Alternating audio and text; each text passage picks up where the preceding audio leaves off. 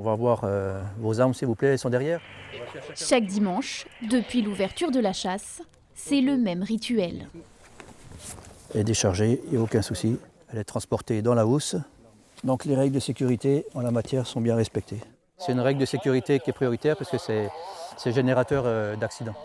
Détention d'un permis de chasse valide, respect des zones de stationnement et application des règles de sécurité, tout est passé au crible par ces agents pour éviter à tout prix les accidents de chasse. On fait en sorte que ces règles soient respectées. En général, si ces règles sont respectées, c'est des règles simples, hein. Si ces règles sont respectées, ça évite 95% des accidents en matière de chasse.